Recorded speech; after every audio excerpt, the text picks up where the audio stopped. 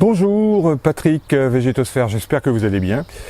Nous continuons notre petite promenade dans le jardin des aromates, des aromatiques, et là on va se préoccuper d'une plante qui est un peu coincée, un peu comme l'échalote qui est coincée entre l'oignon et l'ail. Eh bien c'est la sarriette dont nous allons parler qui est un peu coincée entre le thym et le romarin.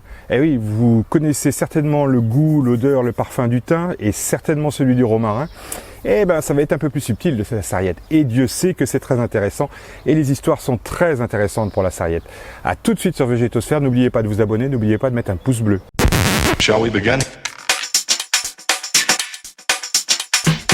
Eh bien, la sarriette, la promenade dans le jardin des aromates et des parfums. Encore une plante du sud, peu chère. Une plante qui pousse un peu partout dans le sud. Alors on va la trouver en France, en Italie, en Espagne, au Portugal, même si c'est pas la Méditerranée. On va la trouver sur tout le pourtour méditerranéen. Donc la Turquie, la Grèce, les Balkans. On va aller descendre jusqu'en Syrie, Israël, Palestine. Évidemment qu'on la trouve un peu partout. On va même en retrouver des variétés et des espèces spécifiques dans des endroits un peu plus froids, comme l'Ukraine.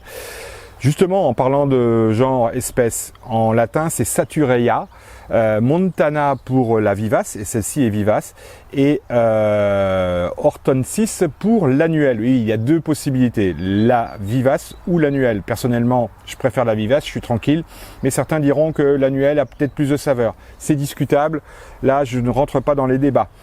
La famille, c'est les lamiers. L'origine, on l'a dit, c'est une plante de 20-30 cm qui a une capacité de couvrir, de marcoter, de s'installer et de bien couvrir le sol.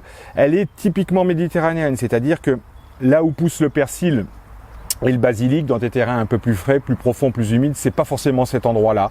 Par contre, si vous avez du thym, eh bien, je vous propose de la mettre juste à côté. Du thym, du romarin, c'est vraiment les endroits filtrants, où l'eau vraiment ne fait que passer. Ça peut être sec, ça peut être caillouteux, ça peut même être calcaire pour certains d'entre nous. Et c'est une plante qu'on retrouve encore aussi pour ceux qui herborisent dans le sud, qui font un peu de botanique et de la promenade botanique, vont trouver de la sarriette. Alors la sarriette peut pousser jusque très haut en altitude. On va la retrouver à 1500, 1600 mètres. Donc c'est dire qu'elle pousse à peu près partout dans l'Hexagone. On n'a aucun problème pour la faire pousser au nord de Paris. Elle est totalement rustique, alors qu'on ne pourrait pas dire ça du romarin, par exemple, voire même du thym qui a quelques sensibilités. Elle est vraiment plus costaud. Ça, c'était pour les petites présentations. Si, feuillage, un beau petit feuillage, une belle petite fleur blanc rosâtre. Voilà pour les présentations de cette plante. Alors, au niveau histoire, là, ça vaut son pesant de cacahuètes, excusez l'expression. La sarriette est une aromatique, un aromatique. D'ailleurs, on l'écrit tantôt avec 2 R ou un R, selon, mais dans tous les cas avec 2 T. C'est une plante qui a toujours été écartée des monastères. Ben oui, parce qu'elle a la capacité d'être aphrodisiaque. Et évidemment, chez les moines, ça fait pas bon ménage.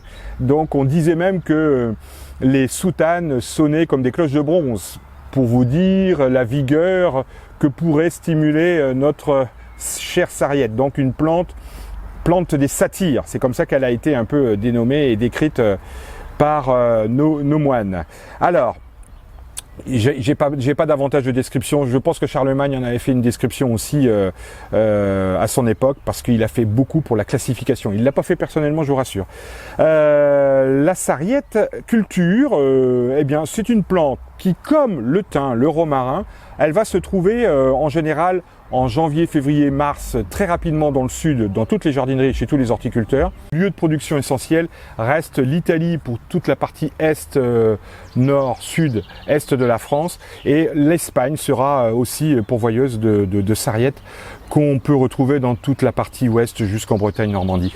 Voilà, la sarriette est produite pour l'Italie, elle est produite du côté d'Albenga, où il y a des millions d'aromatiques qui poussent là-bas, et c'est une plante assez intéressante de ce point de vue, pour 3 à 5 euros. Et pour nous, qui sommes un peu plus au nord, eh bien nous l'aurons en mars, avril, mai, et ça sera le moment judicieux pour pouvoir la planter. Donc je vous l'ai dit, un terrain plutôt filtrant, là où on met le persil, on ne mettra pas la sarriette, c'est plutôt pas loin du thym et du romarin.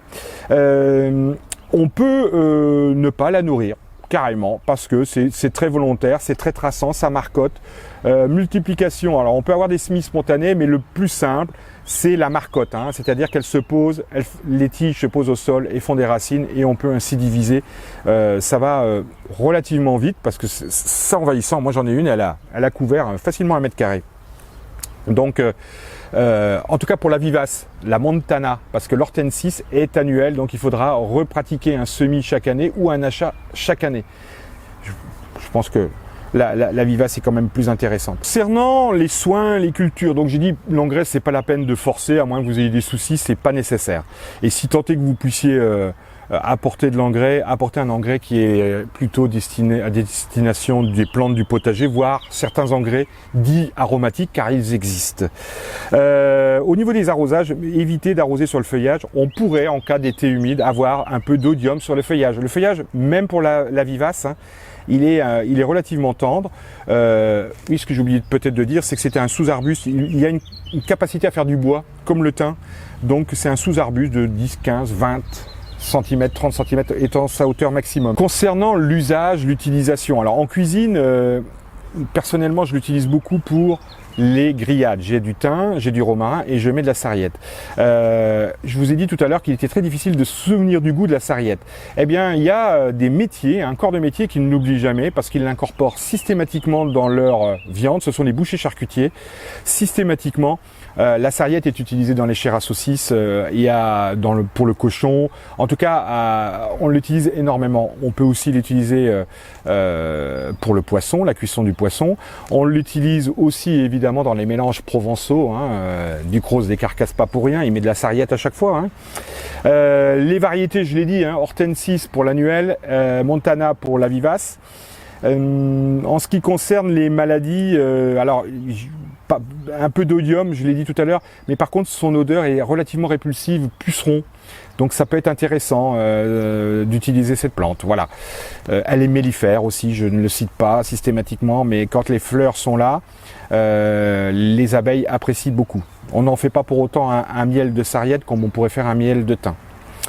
Voilà pour la culture. Pour les bienfaits santé, alors les Allemands l'appellent Bohnenkraut, c'est-à-dire la plante qui lutte contre les vents. Donc quand on a des flatulences, la sarriette est particulièrement indiquée.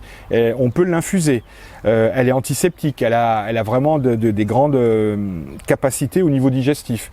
Et là, je vous invite à rejoindre le blog de vegetosphère.com où vous aurez davantage d'informations sur les bienfaits santé de la sarriette. Voilà pour une plante fort sympathique que je vous invite à avoir dans votre jardin, où que vous soyez, dans le sud, dans le nord, elle pousse partout et sans trop de soucis. N'oubliez pas de vous abonner à la chaîne, n'oubliez pas de mettre un petit pouce bleu et vous pouvez rejoindre le site vegetosphère.com. Prenez soin de vous, à très bientôt, au revoir. Shall we begin?